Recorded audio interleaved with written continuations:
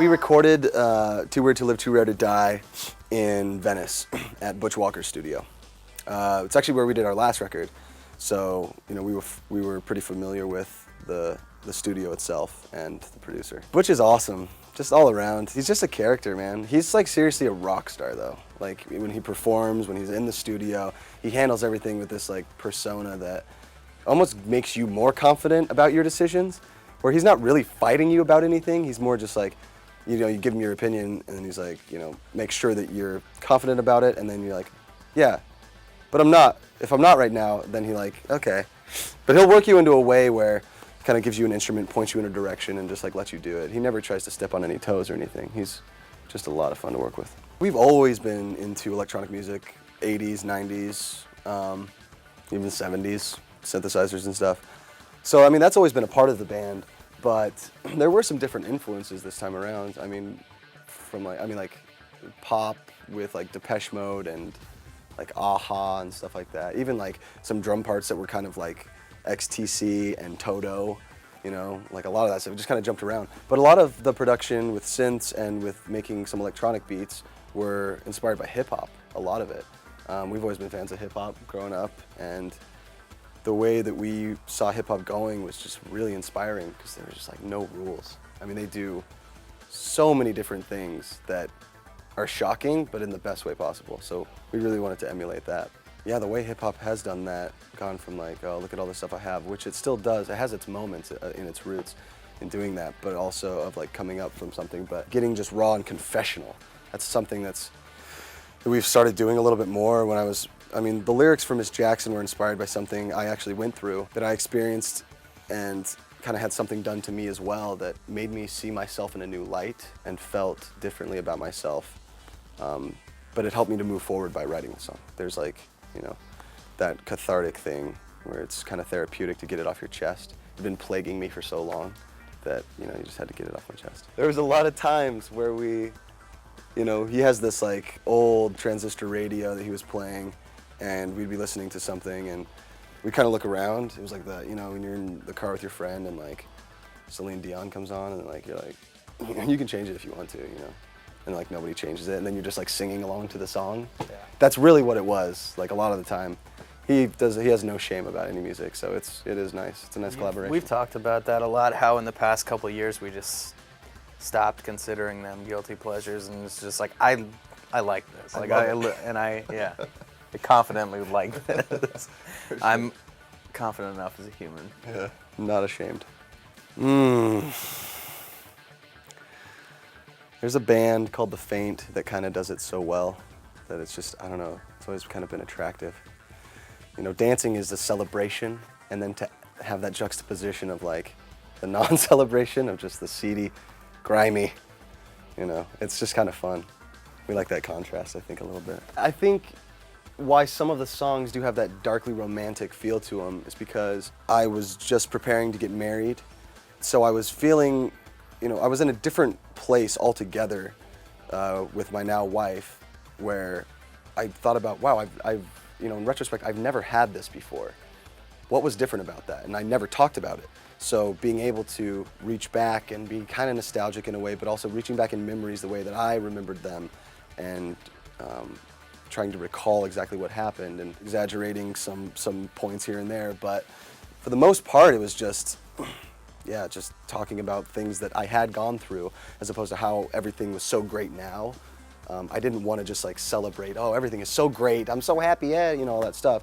Still, because I had personally never talked about a lot of stuff that I'd gone through. So it was just kind of nice to get it off my chest. Yeah, luckily a lot of like playing just goes with like muscle memory. So you just kind of like, you do it from a different place, as opposed to when you're writing the song, it gets very raw and very emotional when you're coming up with lyrics and stuff.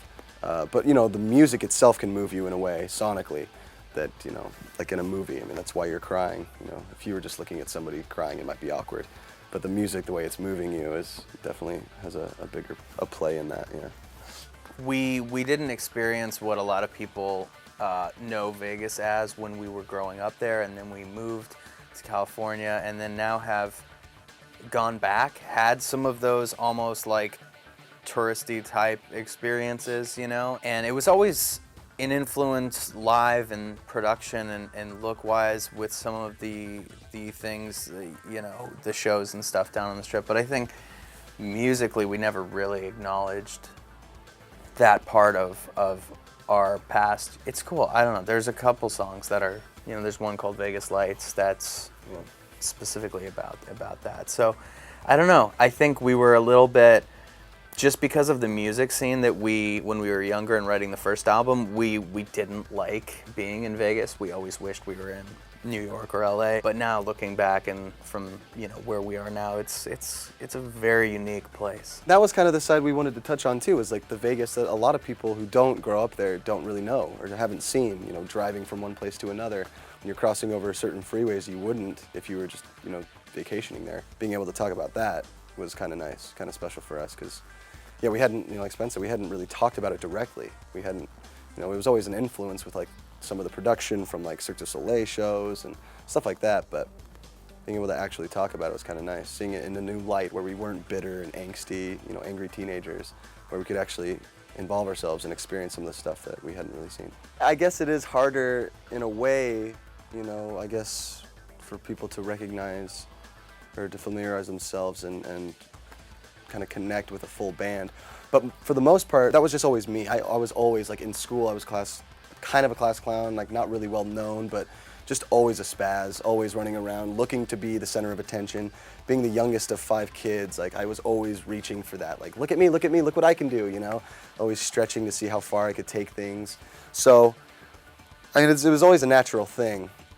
And I've always liked it. I've always enjoyed being on stage and performing, and so it's always been very, very natural. Behind the scenes, it's very different, you know, being able to work together as a band when you produce something. But yeah, I really do. I enjoy, it's as simple as that. I enjoy being the center of attention. Our favorite bands are bands where it was like that. It was like Queen, you know, the front, you recognize that. You know everybody in the band and you love the band. But to be able to recognize such a strong frontman as Freddie Mercury, not at all comparing us to Queen by any means, but it's just that we've always been fans of that. You know, David Bowie, like he had his band, but it was, you love David Bowie. He's such a character, you know, and he's right there in the front. I think that it's easy to look at the front person getting whatever, more screen time, whatever, as an ego thing for that person. But I think there can be weird dynamics within a band where, you know, somebody else, it's to kind of stroke their ego to be like, no, everything's equal. You can't get more time than this. And it's really kind of just a self-serving thing when the other people do it just for their own good. And I think a lot of times we look at a video treatment or a photo shoot or something and just like, what is the best thing for the band, as, you know, as if I wasn't in it. And if you can look at it like that, it seems to make a lot of those kind of issues just go away.